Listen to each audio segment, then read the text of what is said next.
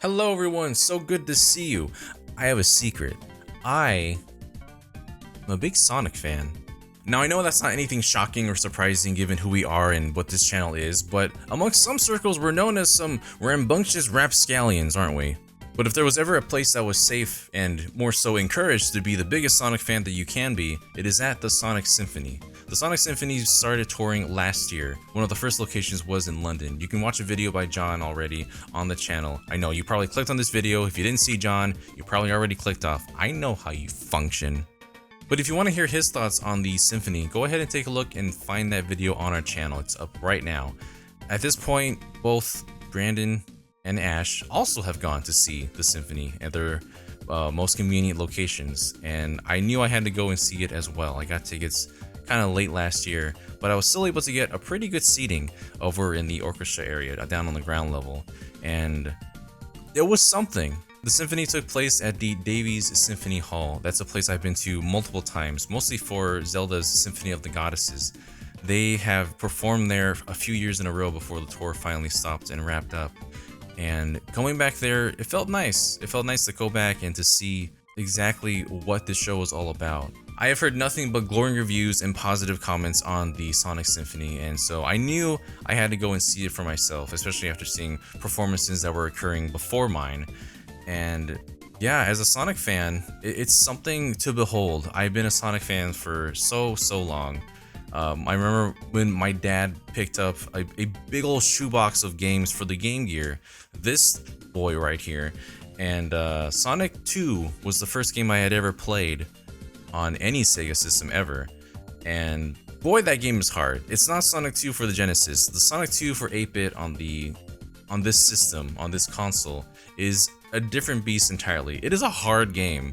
I still have problems just beating the first stage just because of how, well, the first boss rather, just because of how limited the screen space is. There was not enough real estate there, absolutely not. But my first proper one, after playing this, I also had Sonic Chaos as well, which was a much nicer game to play. But beyond that, I had actually, not a Genesis, I had a Genesis Nomad. This beautiful fossil of a creature is pretty much a handheld Genesis, and I have the Pillar of Power, which looks absolutely ridiculous. It's as wide as it is tall, which is amazing. But you could hook this up onto the television with the using the AC outlet right here, and if you wanted, you can actually connect a Genesis controller to the bottom if you wanted to do two-player. Because I had a friend of mine who always wanted to play this with me. We did two-player on Sonic 3 all the time, so you could just hook it right on the bottom, Genesis controller, play two-player, and you know, it was just a funny experience. My grandpa owned this, and he would play Caesar's Palace, a casino game on this system. And it's funny to think I had to wait for my grandpa to play Sonic on the Genesis. Those were fun times back then. But yeah, that's pretty much where everything started. I had Sonic 1, 2, as you saw, Sonic 3, and Knuckles. Very much beloved games. I'm gonna hold on these cartridges for as long as I can. I even had Sonic Spinball somewhere. Really a test of patience, that one. So I live really close to the BART station, which is Bay Area Rapid Transit, and I took that all the way down to Civic Center, which is really close to where the Davies Symphony Hall is. And when I got there, you could already see a lot of people kind of dressed up for the occasion. It's funny because you either see people dressed up in blazers and suits and all like properly attired for a symphony hall, and then you have people like me who wore I had a jacket ready. I had this ready to go. So my racing jacket, and unfortunately I found out that it's not very uncommon. There was like at least 25 other people that I saw wearing this exact same jacket. And so when I tried to meet up with some people, a couple of them came up to me and said, "Man, I thought you were like two other people before I came over and said hello." This jacket is exactly my colors. It's got the black and blue, the checkered flag. It's got Sonic right on the front, a chili dog patch over here. And the best part is the back end of it. And I tell you, the energy in the building before it even started was just, you could feel it and you could taste it. There were people cosplaying, there were people in line ready to get their merchandise. Jun Sonoy was there as well. Just, off in the corner, taking photos, signing things, and I was like, I need to get over there. I unfortunately did not bring any copies of anything. I wish I brought my Sonic Adventure 2 Battle copy to have him sign it, because that's really where I started listening to his music on the GameCube, on the Dreamcast. Unfortunate, but maybe next time. I'm gonna take this off. This is actually really warm. But then comes the Symphony itself, and I made sure to write down everything here so I don't lose track. Sonic the Hedgehog medley, of course, is the opener. Green Hill Zone, Marble Zone, Labyrinth Zone, Starlight, pretty much most, if not all, the main major songs of that game. Even the special stage, which was really nice. And it's very self-aware. I love how self-aware this is. You have like Sonic in the footage being very well edited, and there's moments like that when you're sitting on that block in Marble Zone and you're waiting for it to move across the lava very slowly. It zooms in real close and he has that impatient look, and you get a chuckle out of the audience. Or the frustration of Labyrinth Zone and showing a game over screen in very dynamic ways. Beyond that was the Sonic CD medley, which I wasn't sure if they were gonna show Sonic CD just because it's a bit more niche, but now it's become so much more mainstream now that it's available in multiple platforms in Sonic Origins, which is what they use mostly for the footage for all of these classic games. Yeah, it was funny because we have Palm Tree Panic, Collision Chaos, Stardust Speedway, which is my favorite, of course. I'm glad that they introduced those in there. Very funny little clips of footage of like the moment when Metal Sonic comes out and there's Amy and Sonic standing next to each other, and they have it so that Sonic jumps over Amy, and so it looks like Sonic just let Metal take Amy, which was really funny. This used the Japanese version of the soundtrack, by the way, not the US version by Spencer Nielsen, which I didn't mind, of course. I think the Japanese soundtrack is obviously more popular because it's been introduced in more games like Sonic Mania, and it's an option in pretty much any modernized version of Sonic CD. You can choose which soundtrack you want, but I think Japanese is by default. But it's wonderful to see that game, represented. I first played that game on the PC, so I only had the USA version of the soundtrack. My dad got that, I don't know where he got it from, some kind of Office Depot or something where they're just selling it on the side, and there it is, Sonic CD. You put it in the computer, you're playing it. I'm using a keyboard, the arrow pads to move, and the spacebar to jump. It was something.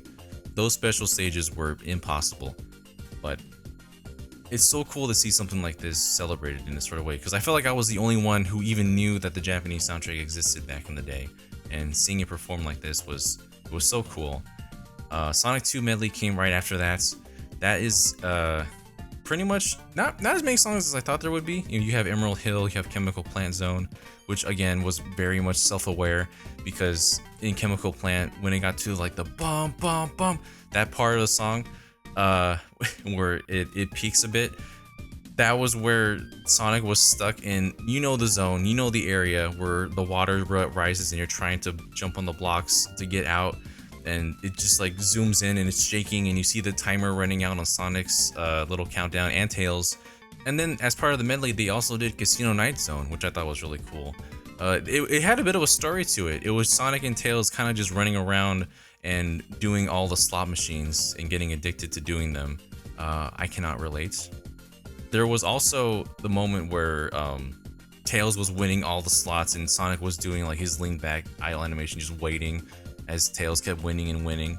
And then it ended with having Sonic get the jackpot and then jumping right back in, and then he got 3 Robotniks and lost all the money, and that sort of stuff. Very much relatable. That was awesome. Sonic 3, there was no Sonic 3 medley. It was pretty much just Sky Sanctuary Zone, which, I mean, that's pretty much one of the marquee songs of Sonic and Knuckles. I wasn't disappointed because they leaned into Sky Sanctuary by also going from the Genesis version to Sonic Generations, and both classic and modern Sonic. And they even leaned a little bit into Frontiers because one of the cyberspace themes is the Sky Sanctuary motif. So that was really cool to see the whole segment dedicated to Sky Sanctuary, which is it's a great song, of course. After that, we went to the Sonic Mania medley, which played songs original to Sonic Mania, of course, like Studiopolis Zone, Press Garden. They went to Titanic Monarch. Unfortunately, they didn't play Mirage Saloon, which I guess that makes sense because all three versions of Mirage Saloon are very different from each other. So thematically, it would have been hard to kind of mix that together unless they just did one version. I don't know. They only had so much time to implement these, but how cool is it for T. Lopes to have his productions, his compositions being orchestrated live like this and celebrated in this sort of way? Just so amazing. And the guy is super talented. I mean, he does our intro music, and so you know he does some very special work. And just very happy for him to see that kind of love being poured into the Sonic franchise and to see it just respected as part of the Sonic core, series now. And I'm still hoping for Mania 2. I want to see more original stages at some point. After that was a medley of both Believe in Myself and It Doesn't Matter, which I'm glad they gave some highlight to Tails because he doesn't really get enough love out there in the Sonic fan base sometimes. And it was really nice to have him be the focus for mostly, the first half of Believe in Myself. It Doesn't Matter also is in Sonic Adventure 2, but they leaned into Sonic Adventure 1 mostly for this one. But if we want to talk about Sonic Adventure 2, we got the first bit of it after this song, and it was the Chow Garden. There was a Chow medley. It was incredible. It opened up with the Chow just doing their own thing in the garden in Sonic Adventure 2 Battle, or Sonic Adventure 2 in general, and they're just like playing their cymbals, they're shaking their maracas, they're singing and they're dancing, and then another Chow comes over and they sit down and they start jamming with them. It was so you could hear the ahs in the audience. It was so precious, just because Chow are so beloved in this series, and I'm glad they gave a highlight to this. They went from the Chow Garden to Chow Races, and just to see like the whole audience cheering on this Chow. I think the Chow's name was Oopsie in the audience. Shout out to Oopsie. We're all cheering for him to win in that Chow race, and it's funny because like I really wish they did an edit where the stamina meter was going down as they encourage us to cheer louder so we could encourage Chow to go faster. But Oopsie did in fact win that race. Good job, Oopsie. And then after that, you see a shot of Dr. Eggman going to the kindergarten to deliver the Chow to the different rooms. And that was the kindergarten was another part of the last part of the Chow medley.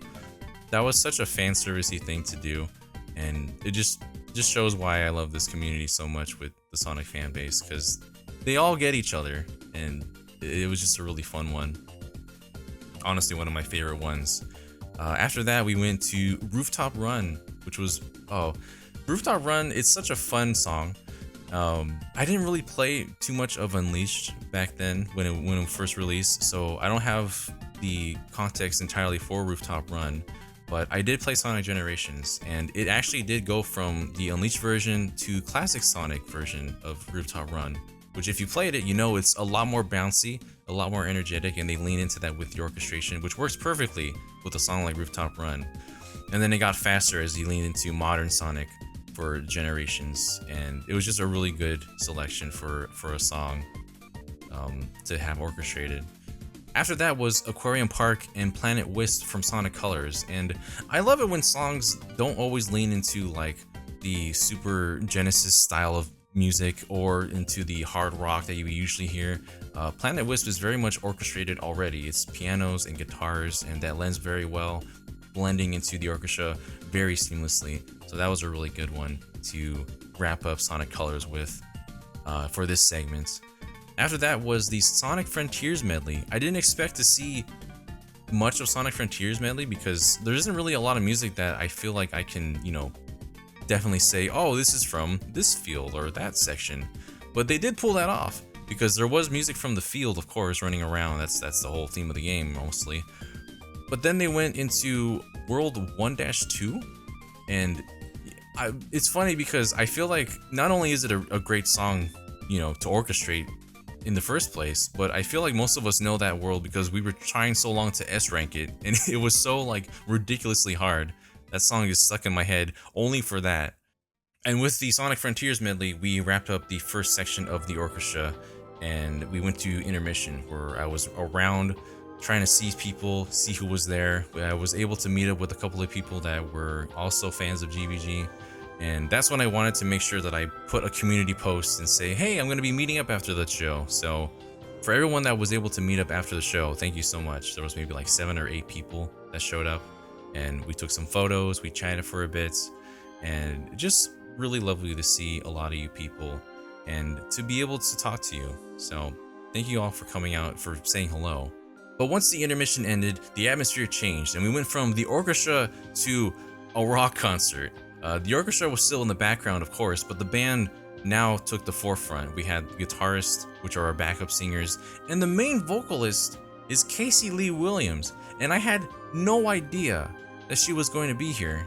For those who don't know, Casey Lee Williams is most known for her vocal talents for the songs that you hear at the intro and endings of Ruby, an animated series that has been going on for quite a long time now, and so I was very familiar with her voice because I've been watching this series since like season 2 debuted. So I'm just sitting here thinking, first of all, wow, it's amazing to have this Clash of Worlds happen, having her sing Sonic songs, and 2, you don't really ever hear too many female vocals for Sonic music.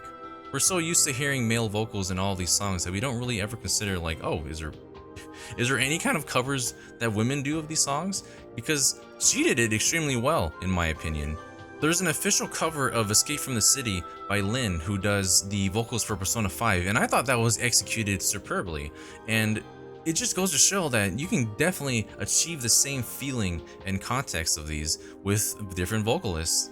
So when Casey Lee Williams came out, it became a rock concert because she wanted everyone to get on their feet and really just absorb the music, and it got loud in that place, let me tell you. We started off with Endless Possibilities, and it immediately was apparent how powerful the Sonic fan base was in that moment, because there were so many people just standing up, cheering for the band, and just singing their hearts out as loud as they could, to the point where I could barely hear the vocalist. And I pretty much have the same thing to say for the rest of these songs that are here, but I'll still go through them one by one. We did Fist Bump right after that. Sonic Forces got some love. I love how they use like the dopiest looking OC Sonic character with like the beady eyes and had like a bow tie, and it just looks so silly. But I mean, that's what it's all about, right? Making the character of your dreams fighting alongside Sonic. But super happy to see people show love for that one. Reach for the Stars was played right after that. I unfortunately can't share much audio without YouTube smacking my hand, so you'll have to make do with the visuals. But I did share a couple of the performances on a Patreon exclusive version. Maybe check that one out if you can. After that was His World, which, man, don't ever tell someone that Sonic 06 was a waste of time and that it didn't mean anything to anyone, because when you hear how many people are singing along to His World, that just goes to show how passionate that this fan base can be. I can't believe I was feeling things for listening to His World, watching Sonic 06, watching Eggman just fall back. God, realistic Eggman still gives me nightmares. But yeah, that was incredible. And then finally, Shadow got some time in the spotlight with I Am All of Me. And man, these songs go hard. Like, no matter what Sonic game it is, no matter how mediocre you might think it is, the music almost always is fantastic. And that's something I really felt with the next one, which was one of my favorites from Sonic Heroes, What I'm Made Of. And there's something about that song, because as somebody who grew up playing Sonic Adventure 2 Battle and then Sonic Adventure DX on the GameCube, I was conditioned that the opening theme song will also be the song that plays at the very end when you fight the final battle as Super Sonic. And I was expecting that from Sonic Heroes as well, which was originally made, it's not from the Dreamcast, it was the first 3D Sonic game made post Dreamcast.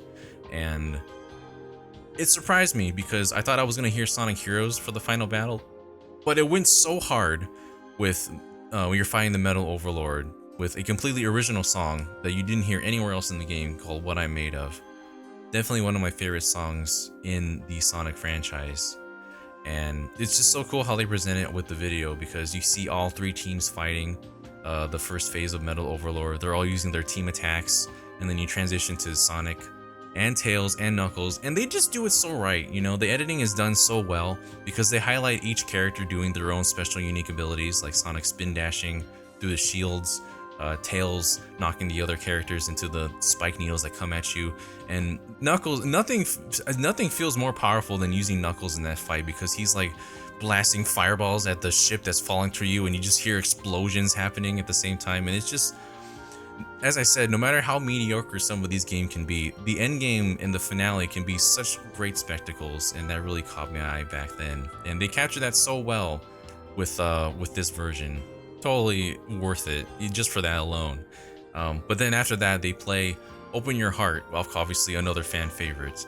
And what's really cool is that they played "Open Your Heart," and you see the visuals of Sonic Adventure, of course, fighting Perfect Chaos, but they also show clips of Perfect Chaos from Sonic Generations. And if you didn't know this, the visuals you see of Perfect Chaos in Sonic Generations, where it's like much more dragon-like with like skin covering the top half in the water underneath it, was much closer to what they originally envisioned, but had hardware limitations that they could not achieve that in the Dreamcast version. So in the Dreamcast version, and also the GameCube and any other version, it's just a big watery dragon that looks kind of silly.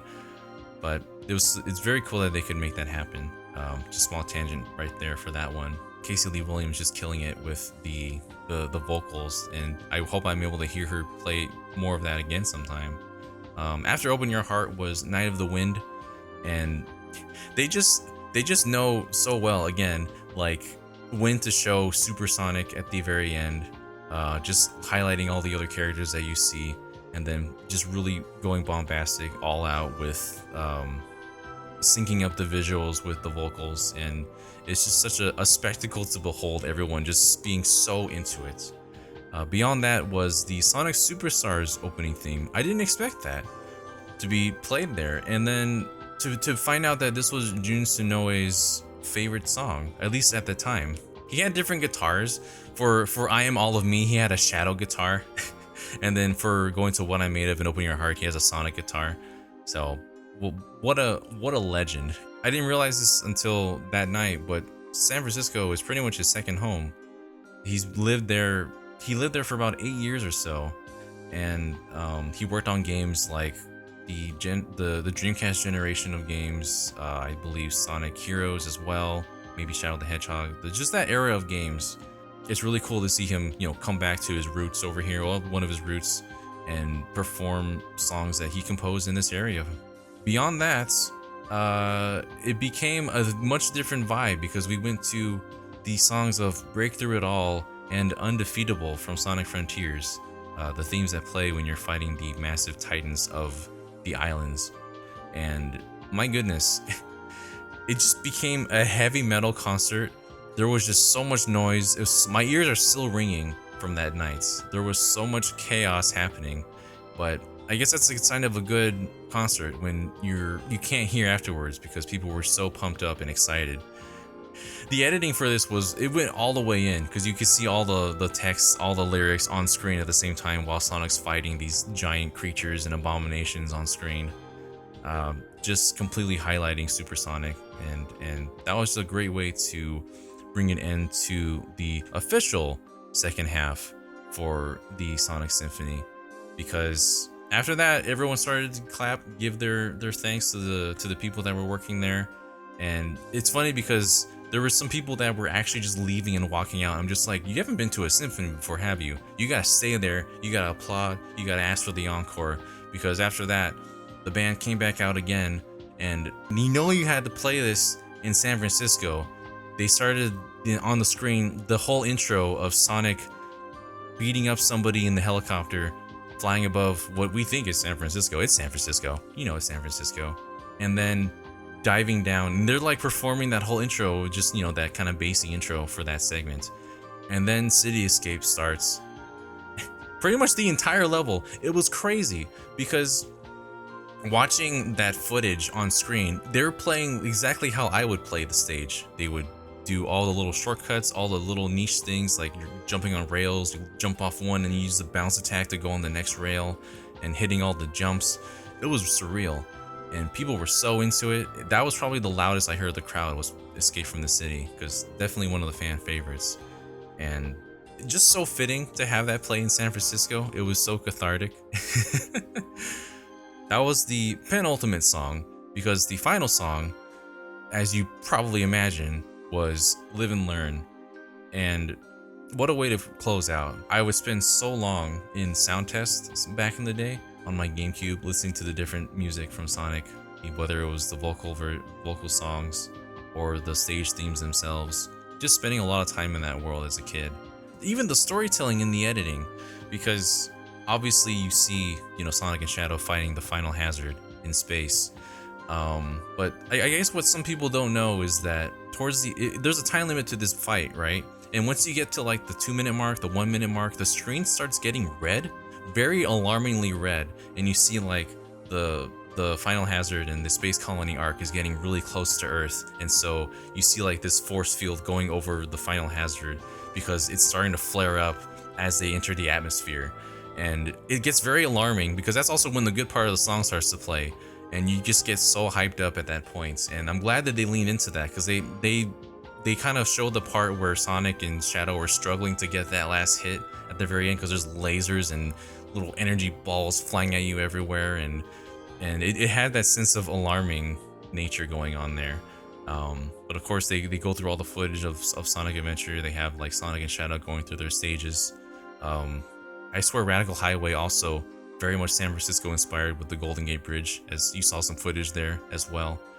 And of course, they ended off towards the end with the scene of Sonic and Shadow, Chaos controlling the entire space colony arc out again, wrapping it up just right when they needed to, and just a little clip of that last shot of Shadow's image and then the world behind him for just like a second or two.